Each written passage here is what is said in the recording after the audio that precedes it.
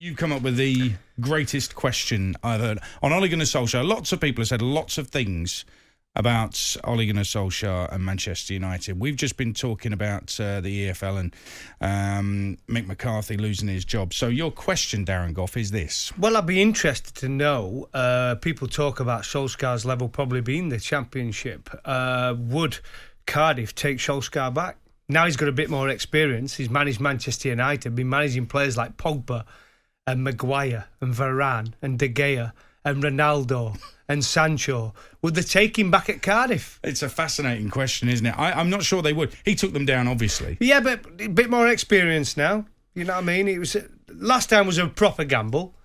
This time it'd just be a little gamble. I've spoken to a couple of players who were at Cardiff at the same time as Ole Gunnar Solskjaer, and they said he was really good to work with, easy to work with. I can imagine that. The sessions were good, yeah. But they also said that there was not a lack of discipline, but you know, there was no fear that. in them. Yes, he doesn't really carry that, does he? I mean, exactly. I mean, you compare him. I know we weren't talking about one of the greatest, but you compare him to somebody like Sir Alex and the way he went about his business, even from the moment he went to Manchester United. You know what I mean? He had a lot of power about him, and you know what I mean. And when he said stuff, players listened. Oh yeah, and I think with Ole, I've said many times when he goes into press conferences after a game, I just feel for him. I just want to be behind him, tapping him on the shoulder, saying, it'll be all right, mate, don't worry about it. Well, there was a bit of that, but I think he gets a lot of that. And this is one of the points I would make, that his old teammates in the media, I don't think they've done him any favours whatsoever. They've built him up to be something that he isn't.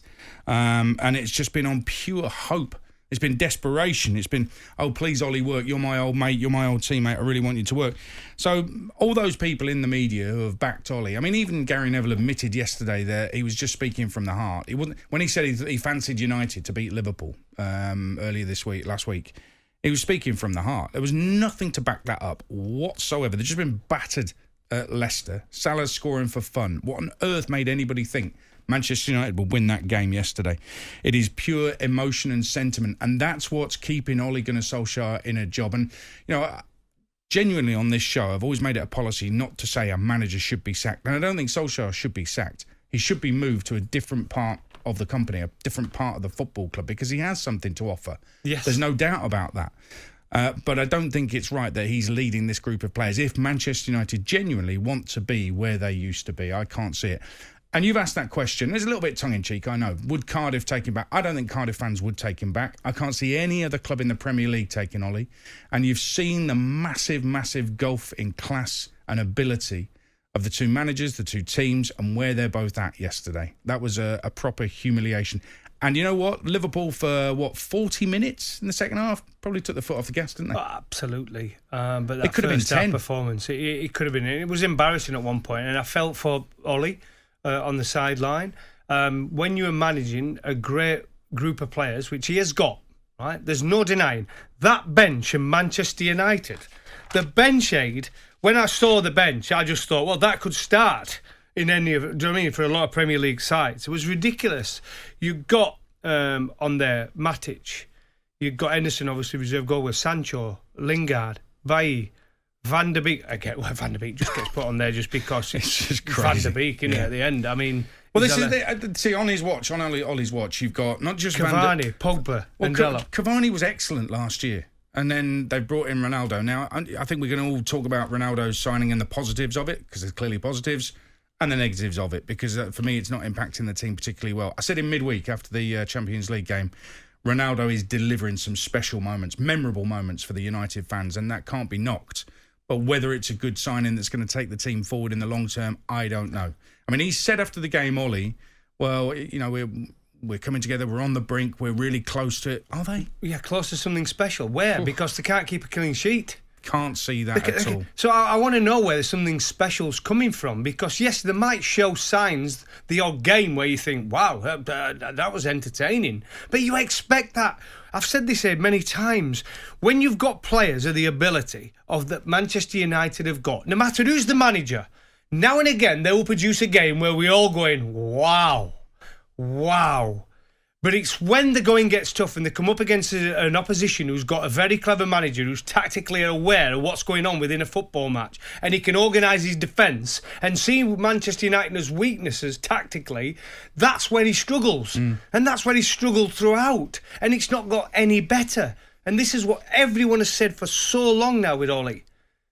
Great bloke, and I'm sure he's got a lot to offer on a training ground, but as a top-class manager at this moment in time, from going from managing Mulder to Manchester United, it's not working. No. And I think United fans, and by the way, fair play, they do back Ollie. At the ground, United fans do back him. But yes, well, they didn't know the other day when they were all leaving. No, absolutely. That now has turned. You know, a 2-0 down in midweek, and Mickey Gray and I were there covering it for talkSPORT. A 2-0 down in midweek, I think they still backed him, and they came out and gave a scintillating second-half performance, possibly because Atalanta had so many players out and lost their best defender at half-time as well. Let's factor that in, and you realise, actually, it wasn't that special. Coming back from 2 down to win 3-2 on the night, it's a great feeling. But when you factor everything in, it wasn't a surprise. The big surprise was they were 2-0 down to start with.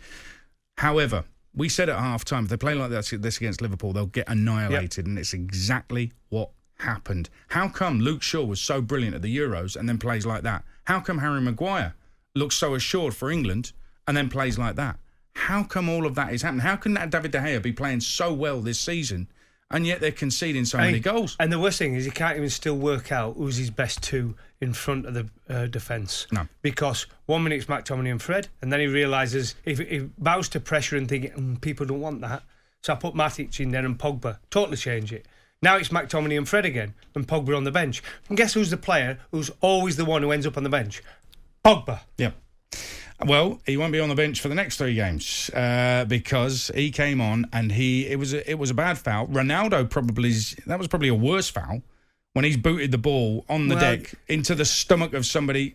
That ball moves in an instant. I wouldn't say it were worse because he actually did kick the ball. Should but there was intent. Yes. I mean, there was intent on it, but he did kick the ball. That's the stupid thing about it, right? But the whistle had already gone on it, I think, for a free kick anyway. It's still violent conduct, right? Yes, and he got away with that one without a doubt. And I think another player might have got the boot. But Pogba's challenge was terrible. Oh yeah, that to me is a red card as well. And he got the red card, but you've come on. The irony is, I thought it was a bit of a Graham Souness challenge. Remember when he used to play and he was frustrated and he wanted to make his mark? Yeah. He wanted to change things. That's exactly the kind of challenge he would put in. So Souness probably would have loved that challenge. I'm not sure what he said. Well, he's probably thinking, Pogba, I'm on the bench here, and instead of me, I've got McTominay and Fred who are playing instead of me. To me, I don't think consciously Paul Pogba is saying, I want to get this manager out. I think he's so frustrated and so desperate. He's gone lunging in when he shouldn't have done. And that to me is somebody who is so frustrated that they're not in control of their actions. And hence, he gets sent off.